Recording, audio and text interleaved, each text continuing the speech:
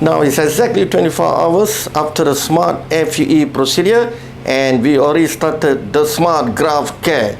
Patients have been taught how to use the smart graft technique